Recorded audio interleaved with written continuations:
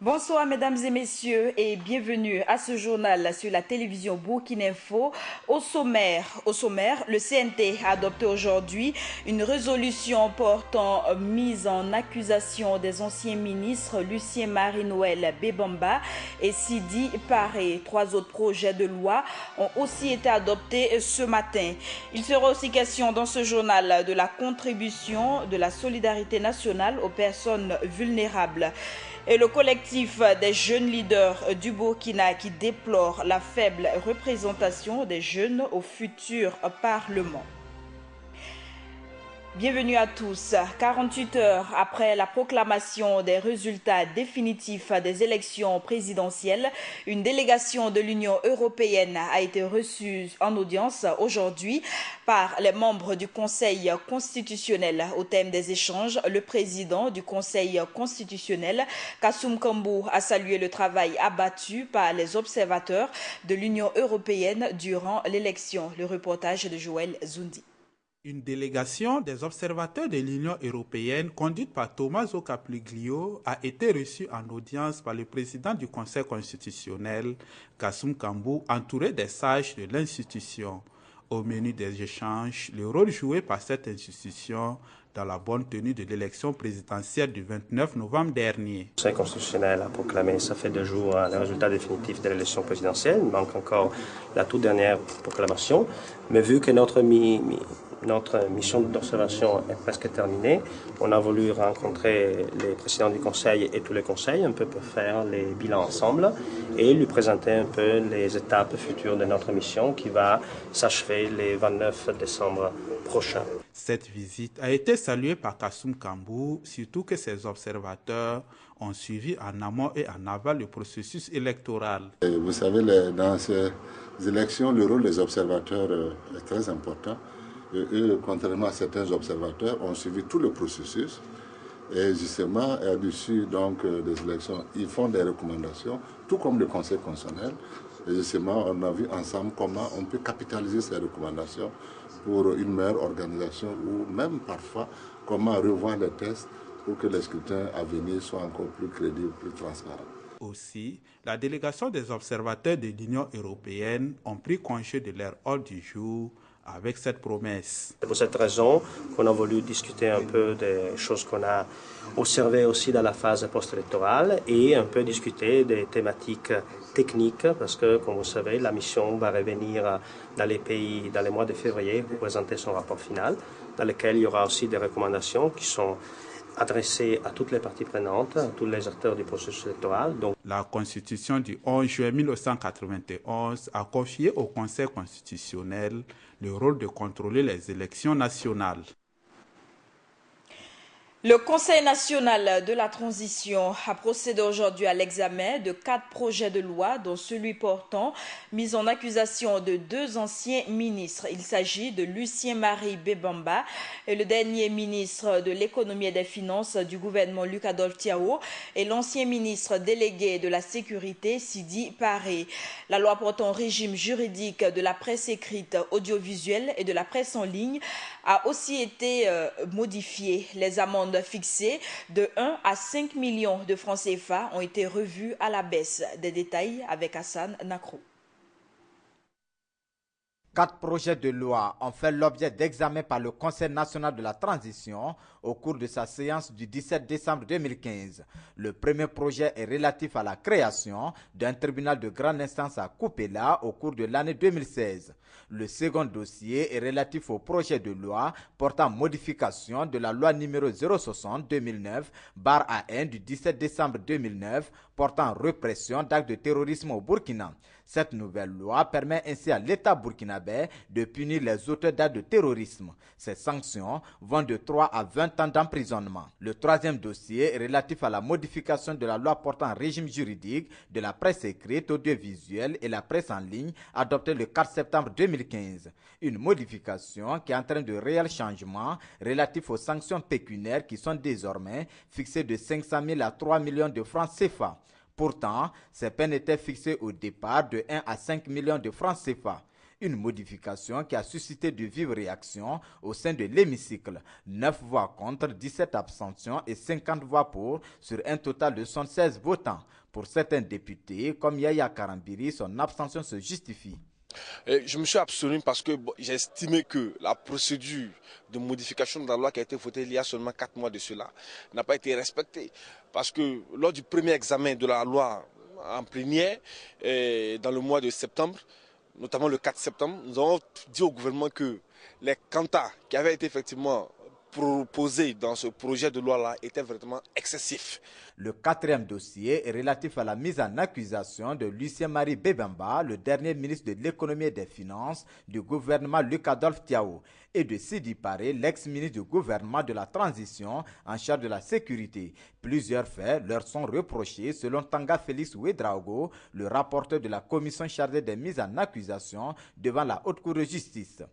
Bon, pour ces mises en accusation, ça concerne M. Bébamba Noël Marie, Lucien, ex-ministre du régime déçu de M. Blaise Compaoré, à qui il est reproché des faits de détournement et de passation de marché de façon illicite. Ensuite, il y a le ministre Sidi Paré, ex-ministre du gouvernement de la transition, à qui il est reproché sa collaboration avec les putschistes du 16 septembre dernier. Malgré le délai restreint qui leur est imparti, ces élus du peuple continuent à faire les derniers toilettages avant de céder les fauteuils de l'hémicycle aux députés entrants. Ram Ouedraogo, le président du Rassemblement des écologistes du Burkina Faso, RDEBF, annonce son retrait définitif de la scène politique. Il compte officialiser cette annonce samedi prochain en passant le flambeau au secrétaire général de son parti, Adama Serré. Ram Ouedraogo, candidat malheureux à la présidentielle, a obtenu 0,69% des voix à l'issue du scrutin. Et toujours en politique, le collectif des jeunes leaders du Burkina déplore la faible représentation des jeunes à la prochaine Assemblée nationale. Face à la presse ce matin, cette organisation a procédé à l'analyse des résultats des élections. Des détails avec Viviane Bama. Une faible représentation des jeunes à la prochaine Assemblée nationale, c'est le constat fait par le collectif des jeunes leaders du Burkina à l'issue de l'élection législative du 29 novembre 2015, où l'on a enregistré que 5 jeunes de moins de 35 ans sur le total des 127 députés. On a jugé assez important de faire une analyse des résultats des élections présidentielles et législatives, et où nous avons fait ressortir qu'il n'y avait que 5 jeunes élus sur les 127 députés. Et aussi, on avait une régression au niveau du nombre de femmes à l'Assemblée nationale, de 24 femmes lors de la législature passée. On est descendu à 12 femmes. Donc il faut noter qu'il y a eu une régression, toute chose que nous déplorons, alors que c'est la 2 franges majorité de notre population au Burkina Faso. Donc c'est une situation qu'il fallait quand même souligner et puis lancer l'appel à ce qu'on trouve une solution palliative pour résoudre ce problème-là. Une situation qui s'expliquerait par le non-respect du quota et le positionnement sur les listes électorales. Quand vous regardez les listes électorales, nous avons salué déjà le fait qu'il y ait eu un effort au niveau des partis politiques pour positionner les jeunes sur des listes. Mais malheureusement, le positionnement pose problème d'ailleurs parce qu'ils ne sont pas positionnés de sorte à ce qu'ils puissent être élus.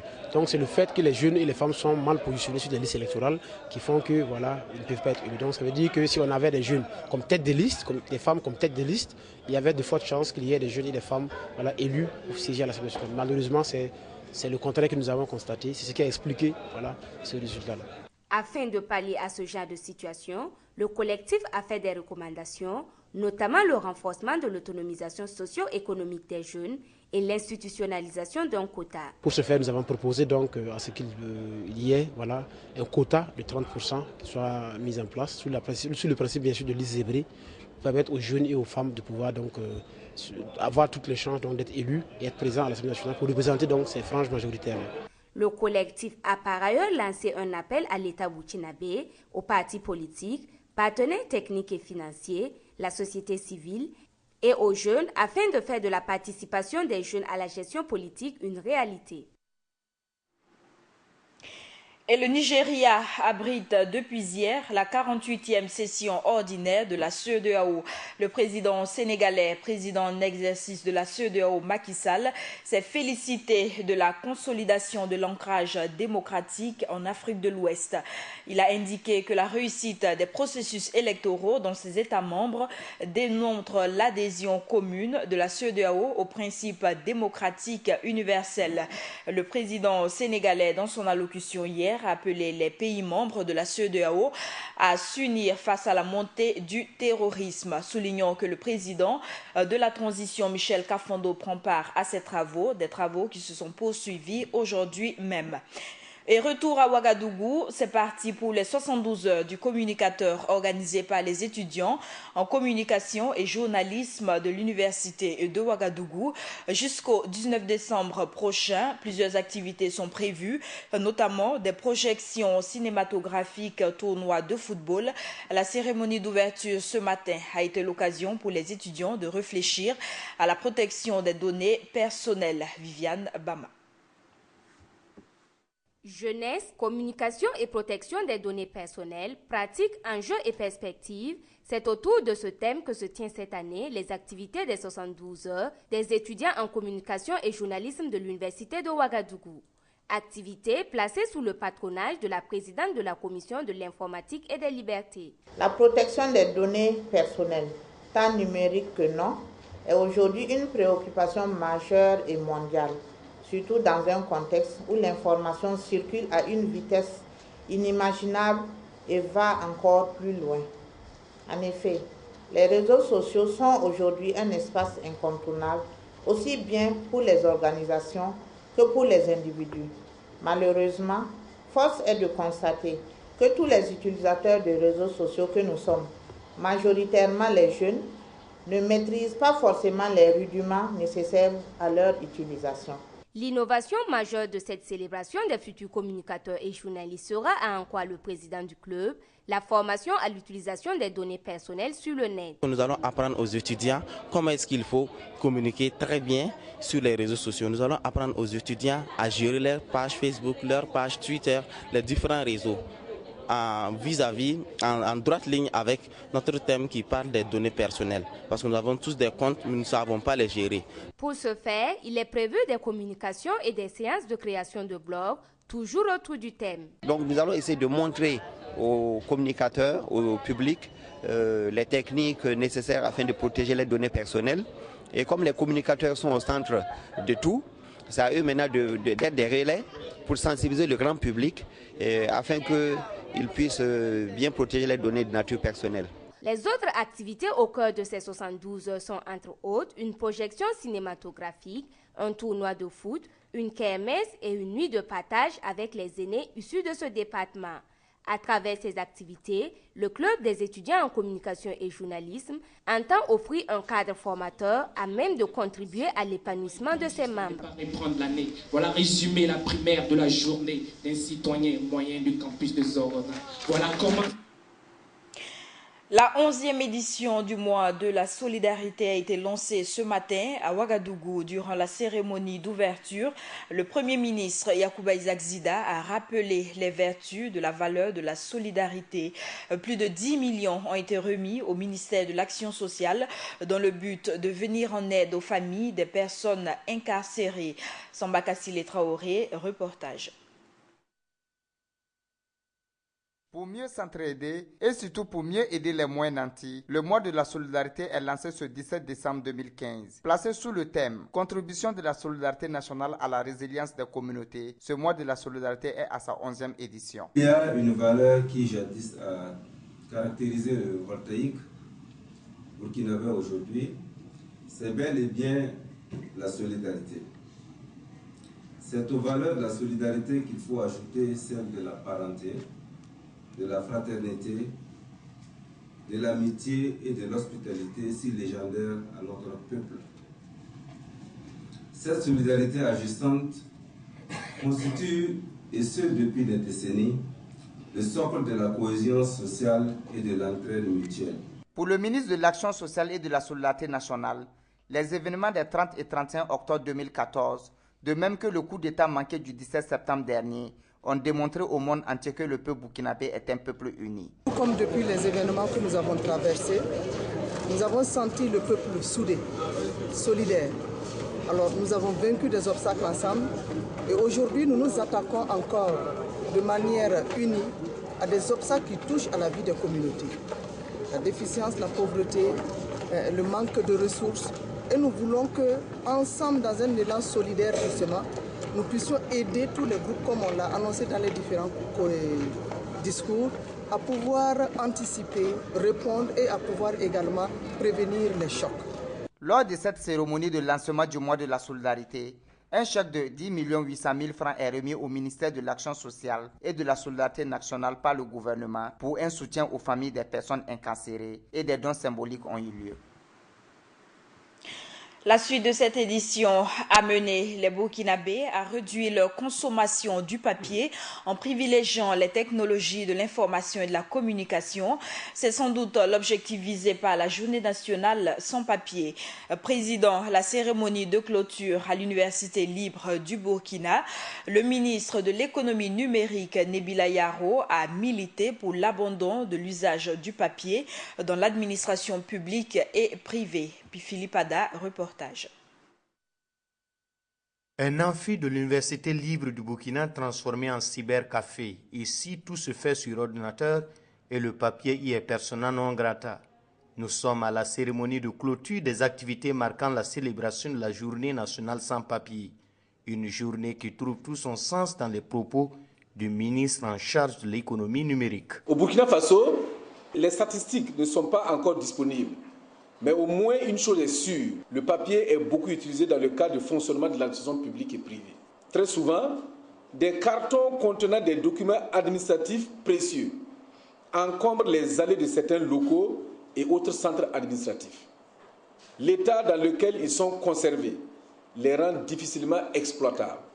Et pourtant, ils sont d'une richesse inestimable, car selon les spécialistes également, 40% de la richesse des organisations reste dans les archives, d'où une perte considérable. Moins de papier égale plus de productivité, plus d'économie, plus d'écologie.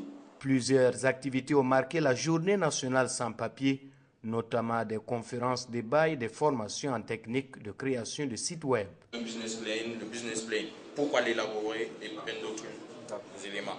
Et quelques pages accessoires, présentation, contacter. Merci.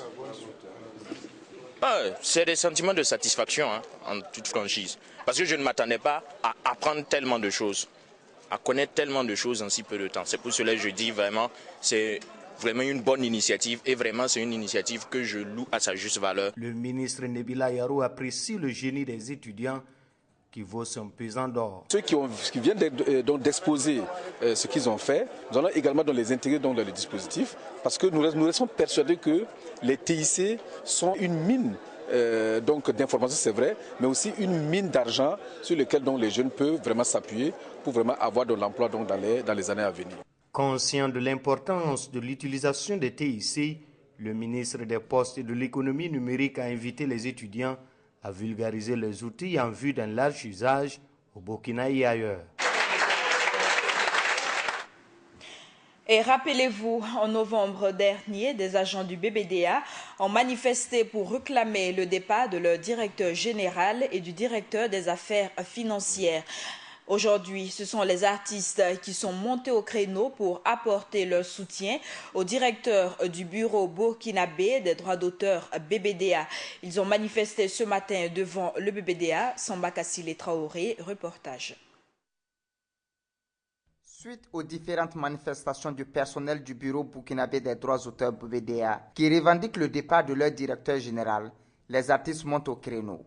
À travers un sitting organisé devant le BBDA, ils exigent le non-départ du directeur général et dénoncent l'enrichissement du personnel du BBDA au profit des artistes. Ce matin, on est là pour une lutte commune pour les artistes, pour dire aussi à ce quelques personnes qui disent qu'il faut forcément remplacer le DG et le DAF, que ce n'est pas comme ça que ça se passe.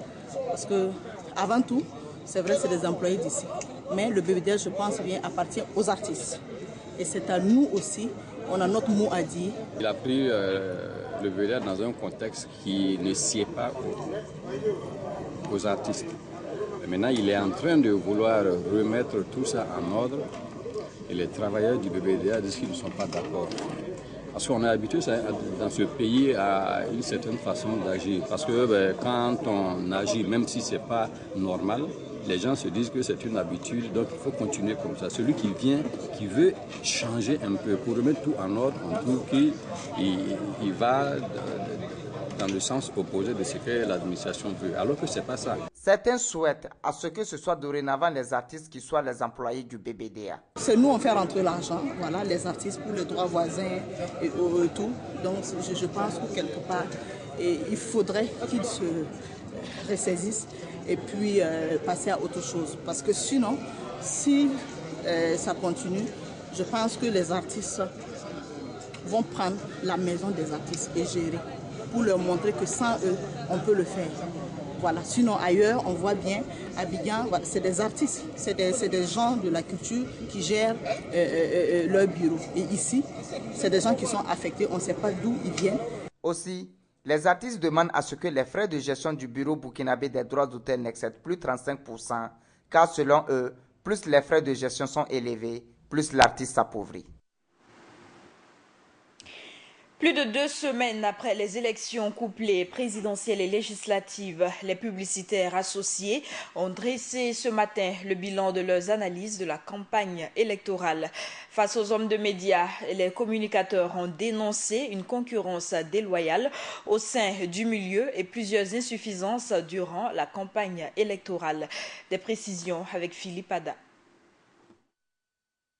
La campagne pour les élections couplées du 29 novembre 2015 est certes finie il y a déjà plusieurs semaines, mais les bilans y afférents ne tarissent pas. Le regard des communicateurs et publicistes y a relevé des insuffisances qui ont valu ce 17 décembre 2015 la tenue d'une conférence de presse où l'association des publicitaires associés a abordé plusieurs sujets. Il ressort de nos informations, et cela est attesté par la qualité des productions communicationnelles, que beaucoup de partis ou de candidats ont utilisé pour l'activité communicationnelle des personnes qui sont non professionnelles de la communication. Il va sans dire que la conséquence, c'est que les outils ne vont pas être bien adaptés, ils ne vont pas être efficaces pour leur permettre d'atteindre les résultats qu'ils attendent. Les publicitaires ont déploré la concurrence qu'ils qualifient de déloyale qui sévit actuellement dans le milieu de la publicité au Burkina Faso. Nos sociétés sont grandement victimes de la concurrence déloyale aussi bien à l'interne au niveau du Burkina que de l'étranger. On a par exemple des gens qui viennent ici juste pour prendre des marchés et aller les produire à l'extérieur pour envoyer seulement les supports, les distribuer ici au Burkina Faso. Nous pensons que ce n'est pas normal. Nous pensons que les sociétés de communication qui existent au Burkina Faso, qui emploient les jeunes du Burkina Faso, qui payent les impôts au Burkina Faso, qui contribuent au PIB du Burkina Faso, qui stimulent l'économie du Burkina Faso, il est important que l'essentiel de la manne financière attribuée à la communication au Burkina Faso revienne à ces agences de communication. Abdelaziz Bamogo et ses camarades ont ainsi lancé un appel à l'endroit des futures autorités du pays dans le sens de redorer le blason du secteur. Des réformes du secteur de la communication publicitaire ont été engagées sous la transition et méritent d'être consolidées pour renforcer l'incidence de la communication publicitaire sur les principaux indicateurs de développement du Burkina Faso. Publicitaire associé est prêt à apporter sa contribution aux autorités, aux nouvelles autorités, en vue d'une telle démarche. Du reste, notre association entend engager des démarches de plaidoyer auprès des nouvelles autorités en vue d'obtenir ces réformes que nous souhaitons. Concernant la publicité en temps de campagne électorale, les publicistes ont émis le souhait de voir les différents candidats recourir aux compétences locales pour le coaching en communication afin d'éviter d'éventuelles insuffisances. Le groupe Saham Assurance innove avec une nouvelle filiale dénommée Managed Care International. Cette branche est spécialisée dans l'évacuation, la prise en charge sanitaire du personnel des entreprises, la rationalisation des dépenses toujours au sein des entreprises. La filiale a été présentée hier aux médias. Ibrahim Zongo, reportage. Managed Care International, c'est la nouvelle filiale du groupe Saham, un groupe bien connu du domaine des assurances au Burkina Faso. Managed Care International, MCI, a été présenté aux entreprises burkinabées ce mercredi 16 décembre à l'occasion d'une soirée spéciale à Ouagadougou. Il ne s'agit pas là d'un produit d'assurance, mais d'un produit d'accompagnement des entreprises dans la rationalisation de leurs dépenses. Nous ne sommes pas assureurs, nous ne sommes pas courtiers. Nous sommes juste une structure de gestion qui peut gérer, qui gère pour le compte de certaines compagnies qui nous font confiance ou certaines structures éventuellement qui veulent que nous optimisons leurs dépenses. Donc voici un peu le rôle que MCI joue et en les accompagnant en fait dans l'optimisation de leur budget et un accompagnement personnalisé de leurs agents. Toutefois, l'adhésion à MCI est conditionnée soit par la souscription à une compagnie d'assurance, soit par un groupe de personnes. Les adhésions se font via une compagnie d'assurance qui, pour des nombres restreints, les compagnies d'assurance, ils adhèrent d'abord à une compagnie d'assurance et la compagnie d'assurance, pour optimiser leurs dépenses, les primes, nous confie ces gestions. Il peut y arriver que des sociétés un peu plus volumineuses ont du mal à gérer ou qui souhaiteraient avoir vraiment des outils décisionnels nécessaires pour eux. Donc ces structures généralement sont organisées, sont formées et nous leur montrons comment mettre en place des budgets santé pour leur personnel. À peine est-il implanté au Burkina Faso que MCI compte déjà 15 000 bénéficiaires. Cela du fait de son leadership dans la mise en place et la gestion des mutuelles. Nous sommes leaders dans la mise en place des mutuelles. Les mutuelles, c'est parfois les petits personnels qui n'ont pas la possibilité d'avoir accès à des soins. Donc ceux-ci sont organisés. Avec le budget, nous essayons d'élever un budget qui n'est pas forcément à la hauteur de ceux des compagnies, mais qui permettent d'avoir, c'est en fait une mutualisation des dépenses qui leur permettent d'avoir aussi accès à un certain soin de qualité, un peu comme s'ils étaient aussi en compagnie. MCI est présent partout au Burkina Faso à travers un réseau de partenaires médicaux qui travaillent déjà avec cette filiale du groupe Saham qui n'existait auparavant qu'en Côte d'Ivoire. La suite de cette édition avec d'autres informations hors de chez nous. Qui a tué le général Robert Guéhi? C'est le mystère que tentera d'élucider la justice ivoirienne. Le procès de 19 personnes dont le général Dogbo Blé et Anselme Sekayapo s'est ouvert ce jeudi à Abidjan devant le tribunal militaire pour assassinat et complicité d'assassinat du général Robert Guéhi, ex-chef de la junte en Côte d'Ivoire. Ce sont au total 24 militaires qui sont poursuivis dans ce dossier. Le général Guéhi, rappelons-le, âgé de 61 ans, a été assassiné ainsi que son épouse, des membres de sa famille et de sa garde rapprochée le 19 septembre 2002 en Côte d'Ivoire.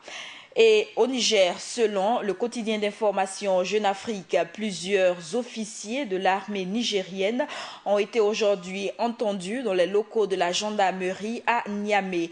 Il semblerait que les autorités chercheraient à éclaircir les circonstances de plusieurs déplacements d'armes et d'officiers non autorisés par la hiérarchie. 5 à 7 hauts responsables de l'armée seraient toujours détenus. À Niamey, la rumeur va bon train sur une tentative de coup d'État déjouée. Pour le moment, le gouvernement nigérien n'a pas réagi sur le sujet. Le président Mahamoudou Issoufou pourrait se prononcer ce soir lors d'une allocution télévisée déjà programmée à l'occasion de la fête nationale qui a lieu demain. Et le Conseil des droits de l'homme de l'ONU a demandé ce jeudi l'envoi en urgence d'experts indépendants pour enquêter sur les exactions commises au Burundi. À l'issue d'une réunion du Conseil à Addis Abeba, l'Union africaine a aussi fait savoir que l'Afrique ne laissera pas un autre génocide se dérouler sur le continent. Autre information maintenant sur le plan sportif, José Mourinho n'est plus l'entraîneur du club anglais Chelsea. Il était limogé suite aux mauvaises performances de ce club. José Mourinho était sur la sellette depuis le début de la saison des Blues. Ils ont perdu 9 de leurs 16 premiers matchs de championnat de la saison. Et nous refermons ce journal avec cette information. Merci à vous qui l'avez suivi. Très bonne suite de nos programmes. L'information continue sur Burkina Info.